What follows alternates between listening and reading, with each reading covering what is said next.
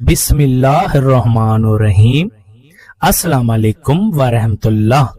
محترم ناظرین، دارالافتاء صفحہ نمبر 49 جلد نمبر 3 میں درج ہے کہ حاملہ عورت کے ساتھ ہم بستری کتنے عرصے تک کرنی چاہیے، یعنی کہ حمل ٹھہر جانے کی صورت میں کتنے ماہ تک مرد اپنی بیوی کے ساتھ ہم بستری کر سکتا ہے، اور حاملہ عورت کے ساتھ ہم بستری کرنے کے نقصانات بچے کو کیا ہوں گے اور عورت کو کیا ہوتے ہیں، اور حاملہ عورت کے ساتھ ہم بستری کرنے کے فائدے کیا ہیں۔ حدیث مبارکہ اور قرآن پاک کی روشنی میں آج کی اس معلوماتی ویڈیو کا بنانے کا مقصد یہ ہے، ہم تمام مسلمانوں کو یہ پتہ اور معلوم ہونا چاہیے کہ شریعت محمدی صلی اللہ علیہ وآلہ وسلم کے مطابق حاملہ عورت کے ساتھ ہم بستری کب تک کر سکتے ہیں۔ محترم، یاد رہے، اپنی بیوی کے ساتھ ہم بستری کرنا سنت عمل ہے، اور سنت عمل میں جس نے ایک ادا کیا گویا اس نے 10 نیکیاں حاصل کی۔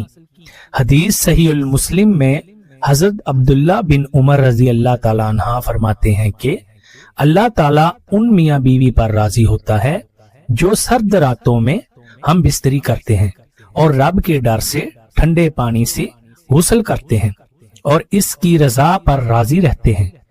اس وقت اللہ تعالیٰ فرشتوں سے فرماتا ہے، اے فرشتوں، تم ان کے سابقہ گناہ معاف کر دو، کیونکہ اس نے میری رضا کے لیے ٹھنڈے پانی میں غسل کیا ہے، اس لیے میں ان پر راضی ہو گیا ہوں۔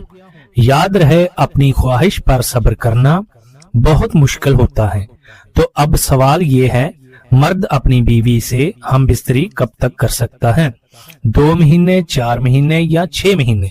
کب تک وہ ہم بستری کر سکتا ہے اور کب اس کو منع ہے؟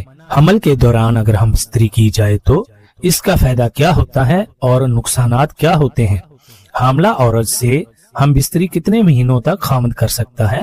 تو جواب بڑی توجہ کے ساتھ سنیے گا۔ پہلے تو یہ بات سمجھنا ہوگی کن کن صورتوں میں اسلام کے اندر ہم بستری کرنا منع ہے۔ پہلی چیز ہے حیض کے دوران۔ حیض کم سے کم مدت 3 دن، زیادہ سے زیادہ مدت ہے 10 دن۔ ان 3 سے 10 دنوں کے دوران آپ ہم بستری نہیں کر سکتے اپنی حلال بیوی کے ساتھ۔ قرآن پاک نے عورت کے حیض کے ایام میں منع کر دیا ہے۔ لوگ سوال کرتے ہیں نبی پاک صلی اللہ علیہ وآلہ وسلم سے کہ حیض کے بارے میں تو اللہ کے قرآن نے جب آپ کو کہہ دیا ہے کہ عورتوں سے جدا رہو حیض کے دنوں میں، تو حیض کے دن کتنے ہیں؟ کم سے کم 3 اور زیادہ سے زیادہ 10 دن، تو حیض کے دنوں میں بچ کر رہنا ہوگا۔ محترم ناظرین، دوسری جگہ شریعت محمدی صلی اللہ علیہ وآلہ وسلم نے منع فرمایا ہے اپنی حلال بیوی سے ہم بستری کرنے سے، وہ ہے نفاس کے دنوں میں۔ نفاس کیا ہوتا ہے؟ جب بچے کی پیدائش ہوتی ہے، اس کے بعد عورت کو خون آتا رہتا ہے، نجاست آتی رہتی ہے، تو جب تک نجاست بند نہ ہو جائے، جب بچہ پیدا ہو جائے، اس کی مدت نجاست بہنے کی کیا ہے؟ زیادہ سے زیادہ اس کے 40 دن ہوتے ہیں، اور کم از کم اس کی کوئی مدت نہیں ہے، وہ 8 دن کے بعد بھی بند ہو سکتا ہے، 10 دن کسی وقت بھی بند ہو سکتا ہے۔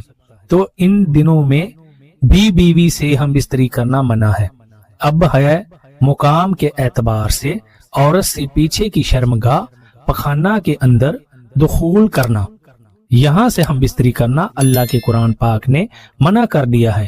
شریعت مطہرہ کے دیگر تمام علماء کرام اور ہمارے پیارے نبی حضرت محمد صلی اللہ علیہ وآلہ وسلم سے یہ بات ثابت شدہ ہے، عورت کی پچھلی شرمگاہ سے ہم بستری کرنا، دخول کرنا حرام ہے، بہت بڑی اللہ کی ناراضگی والا عمل ہے، لہٰذا اس سے بچنا ہوگا۔ اللہ تعالیٰ نے قرآن پاک میں فرمایا ہے، ترجمہ، تمہاری بیویاں تمہاری کھیتی ہیں، تم جہاں سے چاہو آؤ، لیکن کہاں آؤ؟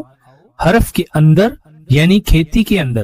کھیتی وہ ہوتی ہے جس کے اندر بیج ڈالا جاتا ہے، تو بیج اگتا ہے، غالب امکان یہی ہوتا ہے کوئی بیماری لگ جائے، کوئی اور مسئلہ بن جائے تو وہ الگ بات ہے، لیکن غالب گمان کیا ہوتا ہے کہ وہاں سے کھیت اگتا ہے، جس کھیتی کے اندر بیج ڈالا جاتا ہے تو بیج کی جگہ حرف جس کو کہا گیا ہے وہ آگے کی شرمگاہ بیوی کی ہے، پیچھے کی نہیں ہے، وہ پخانہ ہے، پخانے کی جگہ ہے، نجاست ہے، اس سے بچنا ہوگا۔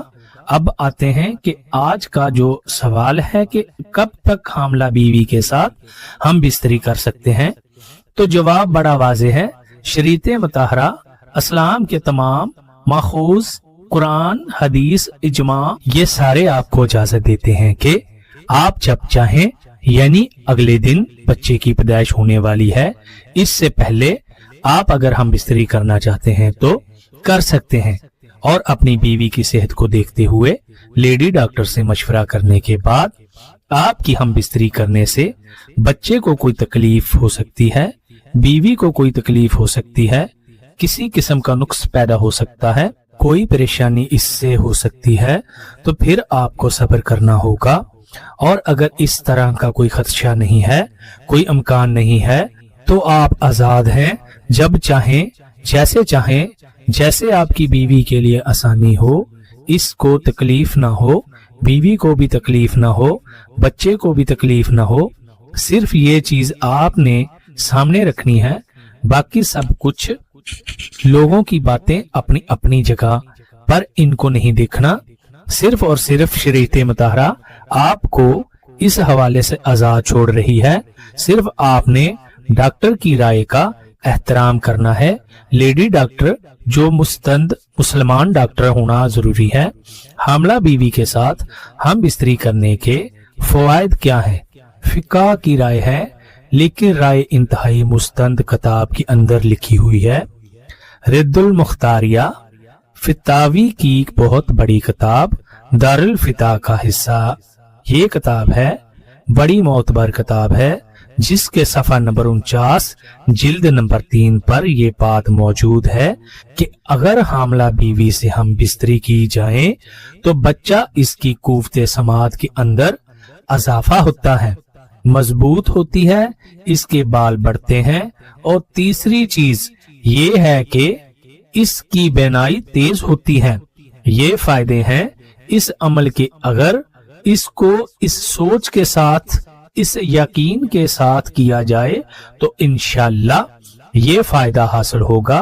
اور ظاہری سی بات ہے، خواہش تو پوری کرنی ہے، انسان کو اللہ تعالیٰ نے پیدا کیا ہے، اس کے سامان بھی پیدا کیے ہیں، خواہش کی پورا کرنے کے حلال طریقے سے بندہ پورا کر رہا ہے تو اس پر کوئی پابندی نہیں ہے۔ اللہ رب العزت ہم سب کو اپنی بیویوں کے ساتھ حسن سلوک سے پیش آنے کی توفیق عطا فرمائے، اور شریعت محمدی صلی اللہ علیہ وآلہ وسلم پر عمل کرنے کی توفیق عطا فرمائے، آمین۔